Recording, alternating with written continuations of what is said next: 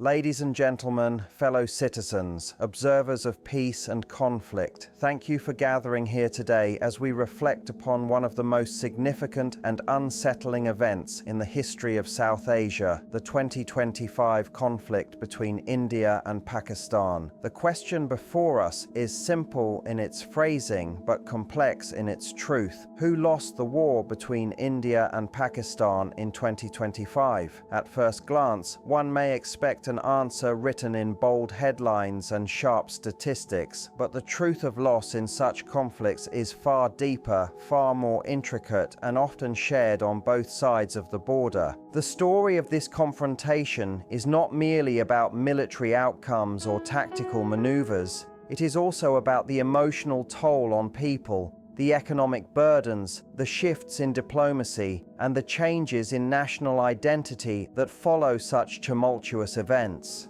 To understand who lost, we must trace the story from the roots of the crisis to its long shadows, examining not only what happened, but what it means for the future of the region and the world. The events that sparked the 2025 conflict began in tragedy. In early April of that year, an attack took place in Pahalgam, a scenic town in the Indian-administered region of Jammu and Kashmir. 26 civilians, many of them tourists, were killed in an explosion claimed by a previously unknown militant group. The Indian government quickly linked the perpetrators to organizations operating from across the border, echoing accusations that have repeated through the decades. Pakistan, as it has done in past instances, denied involvement, claiming it was being falsely blamed for actions beyond its control. But for India, this was not merely another attack. It was an attack on its citizens, its sovereignty, and its patience. Public outrage swelled, social media burned with anger, and the government in New Delhi faced intense pressure to respond. Within days, military mobilization along the line of control was reported. Across the border in Pakistan, similar mobilization occurred as Islamabad prepared for what many feared would be a return to full-scale war. India's government made a decisive move on April 29th, announcing the suspension of the Indus Waters Treaty, a historic agreement signed in 1960 under World Bank mediation that had survived multiple wars and decades of tension. This treaty, dividing river waters between the two nations, was a symbol of fragile cooperation. Its suspension was therefore not only a technical decision, but a declaration that diplomacy had reached its limits. For Pakistan, a nation heavily dependent on the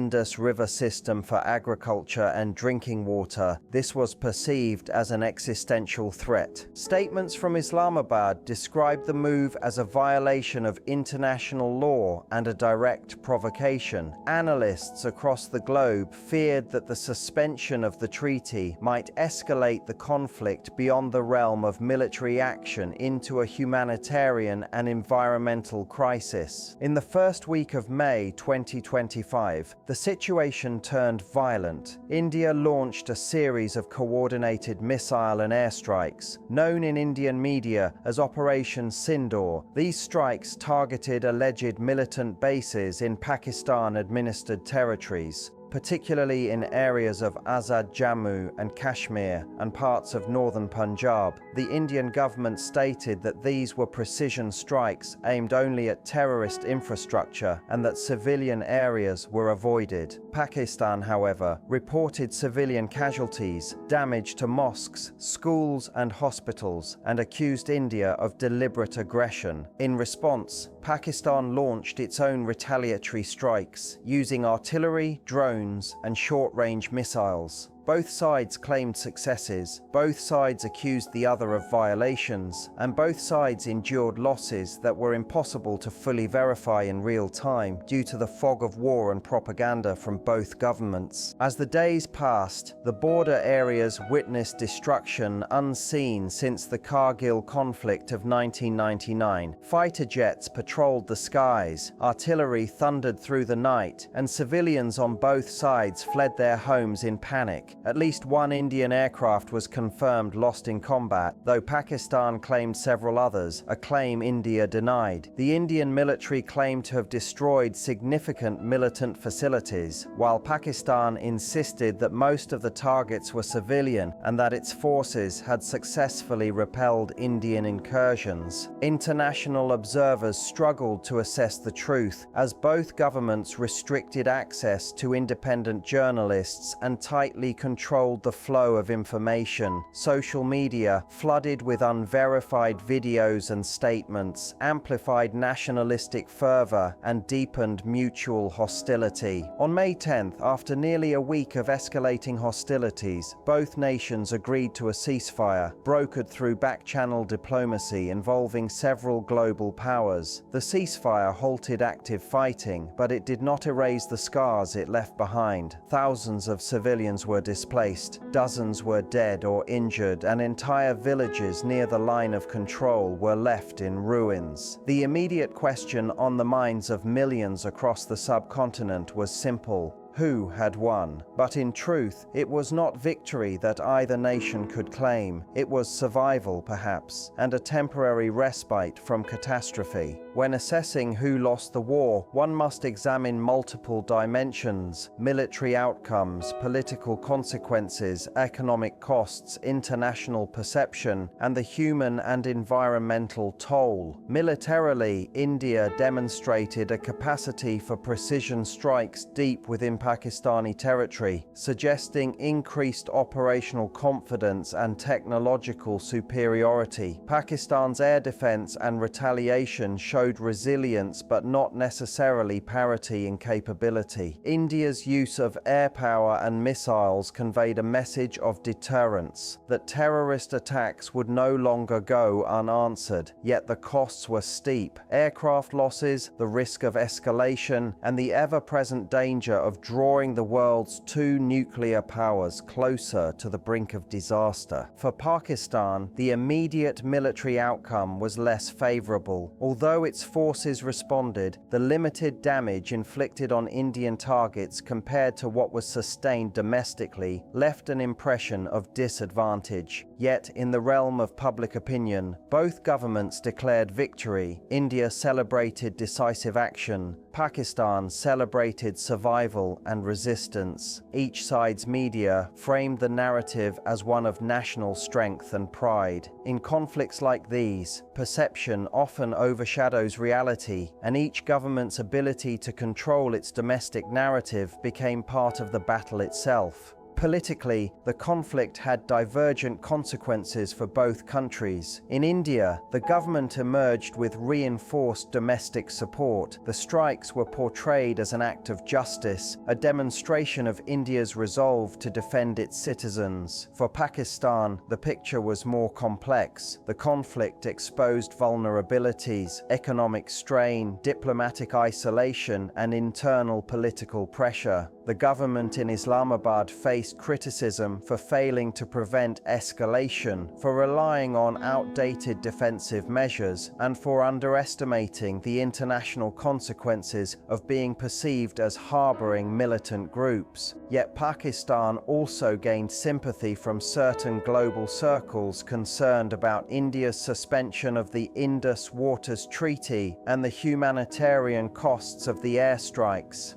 International opinion was divided. Some saw India's actions as legitimate self-defense. Others warned that such strikes violated sovereignty and could destabilize South Asia. Economically, both nations suffered. The war disrupted trade routes, closed airspace, and caused significant financial losses. Pakistan's already fragile economy took a severe hit, with inflation rising, foreign reserves dwindling, and the Pakistani rupee weakening sharply. India, though more economically stable, also faced consequences. Foreign investors expressed concerns about regional instability, tourism declined, and defense expenditures soared. In regions near the border, small businesses and farms were devastated. The suspension of the Indus Waters Treaty added uncertainty to agricultural planning in Pakistan and raised tensions over shared natural resources. Even after the ceasefire, both sides faced the monumental task of rebuilding damaged infrastructure, assisting displaced families, and restoring normalcy in regions traumatized by war. The human cost, however, surpasses all other measures. Beyond the statistics of soldiers lost and property destroyed lies the suffering of ordinary people, families torn apart, children orphaned, farmers driven from their land, and entire communities living under fear. In both India and Pakistan, citizens who had little say in the politics of conflict bore the heaviest burden. Border villages became ghost towns, hospitals overflowed with the wounded, civilians face shortages of food, electricity, and medicine. The shared humanity that once connected people across the subcontinent seemed to fade further into the shadows of nationalism and vengeance. In these moments, it becomes clear that in every war, whether declared or undeclared, the true losers are often those who never fired a shot. Internationally, the conflict drew mixed reactions. The United Nations called for restraint. The United States and China urged dialogue, and several European nations expressed concern over the threat to global stability. No major power was willing to intervene directly, yet the fear of a nuclear escalation loomed large. Think tanks and analysts around the world debated whether the crisis marked the emergence of a new strategic doctrine where limited, high-precision warfare could become the norm between nuclear states. If so, the implications were grave. The line between conventional and nuclear conflict would become ever thinner, and future crises could erupt with little warning. In the long term, both countries faced deeper consequences. India's image as a responsible regional power was both strengthened and questioned. Strengthened because it demonstrated control and capability, questioned because it risked destabilizing fragile peace mechanisms. Pakistan's geopolitical standing suffered as the perception of supporting militant activities became harder to shake off. The internal strain on Pakistan's economy and governance deepened, potentially weakening its position in regional diplomacy. Yet both nations found themselves in an unending cycle, each conflict feeding the grievances that make the next one possible. So, who lost the war between India and Pakistan in 2025? If one looks only at immediate military and diplomatic outcomes, Pakistan bore the heavier cost. It suffered more physical damage, faced greater economic strain, and found itself defending against allegations it could not easily refute. India, while facing some losses, emerged with a strengthened sense of deterrence and domestic political approval. But if one looks beyond the metrics of military balance and national pride, both nations lost something far greater: trust, stability, and the hope of reconciliation. Each missile that fell, each soldier who died, each family displaced, these are losses that cannot be measured in territory or treaties. The 2025 conflict did not redraw maps, but it deepened invisible borders in the minds of millions. It reminded the world that despite technological progress and globalization, humanity remains vulnerable to its oldest enemies: fear, pride, and vengeance. The rivers that once connected the people of South Asia now stand as symbols of division. The mountains of Kashmir, serene and majestic, echo with memories of suffering. The world watches as two nations bound by history and culture continue to define themselves through conflict instead of cooperation. If there is one conclusion to draw from this tragedy, it is that no nation truly wins in war, not when neighbors become adversaries, not when resources that should nurture life are weaponized, and not when generations are taught to inherit hatred. The war of 2025 will be remembered not for who won or who lost, but for what it cost. the erosion of trust, the fragility of peace, and the reminder that even in victory there can be profound loss. The task that remains for both India and Pakistan is not to count the ruins of battle, but to rebuild the bridges of understanding that war has burned. Only then can they hope to replace the shadow of loss with the light of reconciliation.